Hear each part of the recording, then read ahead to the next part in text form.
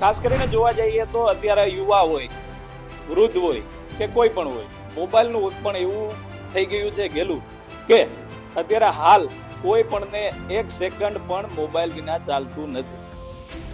ખાસ કરીને જોવા જઈએ તો મોબાઈલ છે એ પરિવારનો સદસ્ય દૂર હોય તો ચાલે, પણ મોબાઈલ પાસે હોવો ખૂબ જ જરૂરી છે. ત્યારે આપણે અહીંયા અન્ય મહિલાઓ સાથે વાત કરશું. ખાસ કરીને શું તમારું નામ અને મોબાઈલ એક દિવસ તમારી પાસે ન હોય તો શું થાય? વનિતાબેન આહિર છું.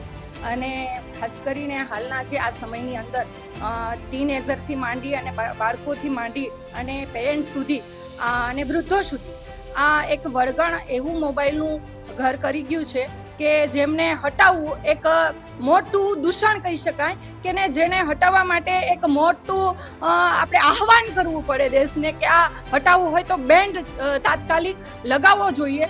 પણ બેન્ડ લગાવવા જતાં માણસ એટલો સાયકો થઈ ગયો છે ને કે એને હટાવવામાં આવે છે ને તો એ ક્યારેય ચેનથી જીવી શકે એમ નથી, એટલું એને મોબાઈલનો આદી બની ગયો છે. મતલબ કે મોબાઈલ આપણો ગુલામ છે એવું નહીં, પણ માણસ મોબાઈલનો ગુલામ બની ગયો છે. ખાસ કરીને ભણતા અભ્યાસ કરતા બાળકો અને કોલેજિયન લાઈફના બાળકોને છે એ ખાસ કરીને આ મોબાઈલ ખૂબ આડકતરી રીતે અસર કરે છે. નાના બાળકો જે ગેમનો ભોગ બને છે એમાં સાયકો બની જાય છે. 10-20% જેને પૂરો સાયકો ના કહી શકાય પણ 10-20% સાયકોમાં એ લોકો સરી પડતા હોય છે. અને કોલેજિયન સતત જ્યારે આપણે ઉઠીએ છીએ ત્યારે આપણી સંસ્કૃતિ આપણને એવું સૂચવે છે કે નાહી ધોઈ અને ભગવાનનું નામ સ્મરણ કરવું જોઈએ, પણ એ પહેલાં આપણે બ્રશ કરી અને સીધો મોબાઈલ હાથ લઈએ છીએ અને એમાં ચાર્જિંગ છે કે નહીં, બેટરી બરોબર છે કે નહીં એ આપણે ચકાસીએ છીએ. તો શું આ પેરેન્ટ્સ આમાં બદલાવ લાવવો હોય તો પહેલાં પોતાની જાતથી સુધારો કરવો પડે કે પોતે આ જો અનુસરણ કરશે. આપણા દેશમાં લાખો મોટિવેશનો છે, લાખો કથાકારો છે, પણ જો જેની કથની અને કરણી એક હશે તો ચોક્કસ એમાં બદલાવ આવશે. એટલે તમે જે કરો છો એ કરીને બતાવવાની જરૂર છે. કહો છો એમ કરીને બતાવશો તો ચોક્કસ બદલાવ આવશે. એટલે પેરેન્ટ્સે થોડુંક સમજવું જોઈએ. આજના આ સંસ્કૃતિમાં આપણી ઘરે આવતા મહેમાન પેઇંગ ગેસ્ટ આવે છે તો આપણે એની સાથે લાઈવ હોય છે તો માણસ એમની સાથે લાઈવ થોડી વાર રહે છે અને મોબાઈલમાં એ સરી પડે છે. તો આ આદત છે હું તો એને કહું છું એક દૂષણ છે અને એક વ્યસન છે, અને એક વ્યસનના તરફ આપણે દોરી શકીએ ખરા. તો આની ઉપર પણ બેન લાગવો જોઈએ. અને ખાસ કરી અને આ બાળકોની જે ગેમો છે એમાં તો તાત્કાલિક ગવર્મેન્ટે મારી નમ્ર અરજ છે, કારણ કે પેરેન્ટ્સના મોટા ભાગના એવા પ્રશ્નો હોય છે કે મારો બાળક છે એ ઘરે એકલો હોય છે, હું કમાવા અર્થે બહાર જાઉં છું, આજના આ બજેટમાં મા અને બાપ બેય કમાવાની જરૂર તાતી છે, માટે મારું બાળક એકલું હોય છે અને સતત આ મોબાઈલનો ઉપયોગ કરે છે અને મારે એના માટે મોબાઈલ આપવો એટલા માટે જરૂર છે કે ઘરે શું કરે છે એની જાણ લેવા માટે મારે મોબાઈલ એને આપવો પડે છે. તો આ મોબાઈલનો એ ગેરઉપયોગ કરે છે, એને તાત્કાલિક ગવર્મેન્ટે બેન્ડ લગાવવો જોઈએ ગેમ્સને, જેથી કરીને આવનારી ભારતની પેઢી મજબૂત બને. જય હિન્દ. ખાસ કરીને જોવા જઈએ તો નાના બાળકો છે તે મોબાઈલ વગર જમતા નથી. અત્યારની પરિસ્થિતિ હાલ એવી છે, શું કહેશો? સાવ સાચી વાત કીધી છે ભાઈ. અત્યારના બાળકો મોબાઈલ વગર જમતા જ નથી અને ખરેખર મોબાઈલ ઉપયોગી તો છે જ, એમાં ઘણું બધું શિક્ષણને લગતું આવે છે. આ કોરોના કાળમાં મોબાઈલ જ બધા શિક્ષણ જગતને આગળ લઈ ગયો, એટલે એ રીતે સારું છે. પણ આ રીતે આમ બીજી રીતે જોઈએ તો મોબાઈલમાં ખરાબ રીલ્સ પણ આવે છે અને એનાથી બાળકો બગડે છે.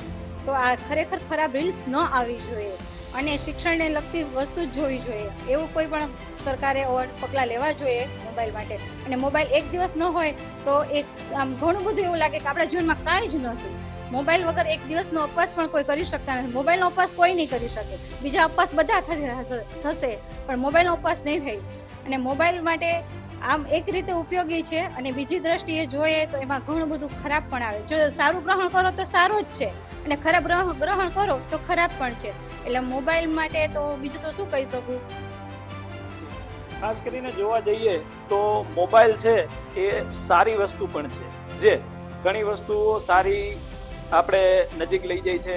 ઘણી વખત મોબાઈલથી બીજી પણ ઘણી અગવડતા છે એ નથી પડતી. ખાસ કરીને જોવા જઈએ તો મોબાઈલ છે એ કેટલો સારો છે, તમારી પાસે ન હોય તો મોબાઈલ જોવા જઈએ તો સારો ઘણો છે.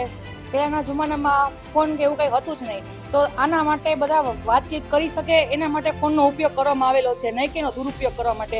અને આજની પેઢી તમે જો તો મોબાઈલ વગર જમતું નથી. ઇનફેક્ટ વોશરૂમ જાય છે તો પણ એને મોબાઈલ સાથે જોઈએ છે.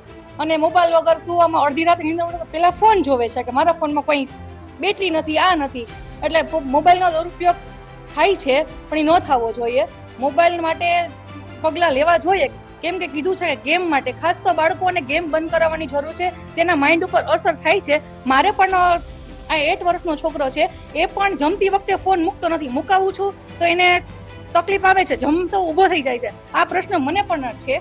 એટલે હું એ માટે કહીશ કે હા, મોબાઈલ દુરુપયોગ છે, એના માટે કરો, સારો ઉપયોગ કરો. સારો ઉપયોગ કરવા માટે ફોન છે. તમે કોઈ વિદેશ, આપણે ઘણા બધા આપણા રિલેટિવ રહેતા હોય છે, એની જોડે આપણે વાત કરી શકીએ. કેમ કે બહાર કોઈ લેટ થતું હોય એના માટે વાત કરવા માટે ફોન હોય છે, નહીં કે આનો દુરુપયોગ કરવા માટે. ખાસ કરીને તમારી પાસે એક દિવસ મોબાઈલ, એક દિવસ નહીં પણ 1 કલાક ન હોય, તમે શું કહેશો? બસ બધાની જ 1 કલાક ન હોય તો પણ મોબાઈલ વગર તો કોઈને ચાલતું જ નથી. ખાસ તો પેરેન્ટ્સને જ એક્ટિવ થવાની જરૂર છે. પેરેન્ટ્સ જો એક્ટિવ થશે તો જ બાળક પણ એક્ટિવ થશે. જી, ખાસ કરીને સંદેશા વ્યવહારને લઈ અને મોબાઈલ ખૂબ જ ઉપયોગી સાધન તરીકે માનવામાં આવે છે, પણ એની સામે બાળકો માટે ખૂબ જ જેને કહેવાય છે ને કે જે બાળકો માટે ખતરનાક સાબિત આજના જમાનામાં જે મોબાઈલ છે થયો છે. શું કહેશો? Well, every invention is a mother of requirement હોય છે. અત્યાર સુધીના આજથી 100 વર્ષ પહેલાની વાત કરો ને અત્યારની વાત કરો તો મીન ઓફ કોમ્યુનિકેશન મોબાઈલ છે. સ્ટ્રોંગ મીન ઓફ કોમ્યુનિકેશન છે. It is not just for વાત કરવા માટે, બટ તમારું કોમ્યુનિકેશન છે એ મેલથી છે, પછી તમારું ઇન્સ્ટાગ્રામથી છે, તમારું સોશિયલ મીડિયા છે. દરેક રીતે એ તમને ઉપયોગી ચોક્કસ છે જ. પણ અહીંયા એક બીજો એનો સર્ટન નેગેટિવ પોઈન્ટ કહું તો એટલું ઝડપી એ કામ કરે છે કે આપણી મેમરી છે ને સ્ટ્રિક્ટ થઈ ગઈ છે. આપણને કશું જ યાદ રાખવાની જરૂર જ નથી, કંઈ જ ડેવલપ કરવાની જરૂર નથી એવું લાગે છે. પહેલાં અમને યાદ છે કે 70-80 નંબરો અમને આ મોઢે રહેતા હતા. હવે દીકરા દીકરીઓના નંબર પણ યાદ નથી રહેતા. 5 નંબર કોઈ વ્યક્તિને મોઢે નહીં હોય એટલે તમારી મેમરીને ડમ કરી દીધી છે. સેકન્ડ થિંગ, તમારે કંઈ બી યાદ કરવું છે, યાદ નથી આવતું તો તમે immediately Google search, AI search, Gemini search, એટલે તમને બધું જ એટલું બધું હાથમાં આપી દીધું છે કે તમારું રિયલ ડેવલપમેન્ટ મને એવું લાગે છે કે અટકી ગયું છે. કોઈ પ્રોજેક્ટ્સ કરવા છે, કોઈ ડેવલપમેન્ટ કરવું છે તો તમારી જે ઇમેજિનેશન પાવર છે, સ્ટડી કરીને, રીડ કરીને ઇમેજિનેશન પાવરને બહુ મોટા પાયે ડ્રોબેક આવ્યો છે. બધું તૈયાર મળે છે. 2 સ્પીચ આપવી છે તો જેમિનીમાં ટાઈપ કરીને નાખી દો, તમારી સ્પીચ તૈયાર થઈ જાય. પ્રોજેક્ટ છે તો નાખી દો, તૈયાર થઈ જાય. So I am saying that mobile is a boon but at a time it is also a curse. ખાસ કરીને એક માતા તરીકે તમે તમારા દીકરીને મોબાઈલ આપો છો, કેવી તમને અનુભૂતિ પડે? ખાસ કરીને એક માતા તરીકે હું એ કહીશ કે મારે પણ દીકરી છે. જ્યારે એને મોબાઈલ આપું છું ત્યારે એને ભણવા માટેનું જ હું પરમિશન આપું છું કે બેટા ભણવાનું હોય એટલું જ આપો. કારણ કે મારા ખ્યાલ મુજબ મેં મારી દીકરીને 12મા ધોરણ પછી જ મોબાઈલ આપ્યો છે. હંમેશા હરેક પેરેન્ટ્સે પોતાના બાળકોને છે ને પહેલેથી લઈ અને 12 ધોરણ સુધી દીકરી ન આવી જાય કે દીકરો ન આવી જાય ત્યાં સુધી મોબાઈલની પરમિશન ન આપવી જોઈએ. છતાંય પણ આપણે જો બાળકો ન માનતા હોય તો એને એક ટાઈમ આપવો જોઈએ અને પેરેન્ટ્સે એની સાથે રહેવું જોઈએ કે બાળક શું જોવે છે, શું કરે છે, મોબાઈલની અંદર શું કરે છે એ ખાસ જોવું જરૂરી છે. બાળકની અંદર પહેલાં તો બાળકની પાસે જો મોબાઈલ હોય તો એના પાસવર્ડ જે કાંઈ ચેન્જ કરવાના હોય કે જે કાંઈ હોય એ પેરેન્ટ્સને ખબર હોવી જોઈએ કે જેથી પેરેન્ટ્સ એ નક્કી કરી શકે કે એના બાળકનો મોબાઈલ ચેક કરી શકે. મારા કહેવા પ્રમાણે તો એટલું જ છે કે હંમેશા નાનું બાળક જ્યારે આપણે કરતા હશું ને તો આપણું બાળક કરવાનું જ છે, પણ જ્યારે આપણે બાળક મોબાઈલ લઈને બેસે છે તો આપણે એક પુસ્તક વાંચીએ કે અથવા એને કહીએ કે હાલો આપણે ગેમ રમીએ તો એ આપણા પ્રમાણે કરવાનું જ છે. એ 100%ની વાત છે. આપણામાં કહેવત છે કે આપણામાં હોય તો એ આપણા બાળકમાં આવે. બરાબર. તો મારા હરેક પેરેન્ટ્સને એક એવી નમ્ર વિનંતી છે કે આપણે કરશું તો બાળક કરશે. બાળકની જે કાંઈ પેઢી છે એને આપણે બહાર કાઢવાની છે મોબાઈલમાંથી, કારણ કે બાળક મોબાઈલમાંથી ઘણું બધું શીખે છે. જે નથી શીખવાનું એ પણ શીખે છે. આપણે ઘણીવાર જોઈએ છીએ બહાર ક્યાંય પણ ગયા હોય તો હજી નાના નાના બાળકો ઇન્સ્ટાગ્રામ વાપરતા હોય છે, ફેસબુક વાપરતા હોય છે અને અનેક રીલ્સ જોતા હોય છે કે જ્યારે આપણને કહેવાનું મન થાય કે બેટા હજી આ તમારા માટે બહુ ઘણી વાર છે.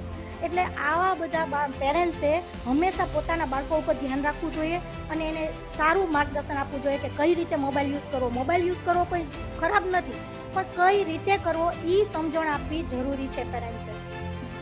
જી, ખાસ કરીને જોવા જઈએ તો ખાસ તો મોબાઈલ છે તેનું ધ્યાન બાળકોને આપતા પહેલા મા બાપે પણ એનું ધ્યાન રાખવું પડે, એને શીખવાડવું પડે શું જોવું, શું ન જોવું, શું કરવું. અને ખાસ કરીને જરૂરિયાત ન હોય તો છોકરા હોય, છોકરી હોય, નાના બાળકો હોય તેને મોબાઈલ ન આપવો જોઈએ તેવું અહીંયા આપણે લોકો સાથે વાતચીતમાં આપણે સાંભળ્યું. પ્રદેશ 24 ગુજરાતી, યજ્ઞેશ ભટ્ટ, જુનાગઢ.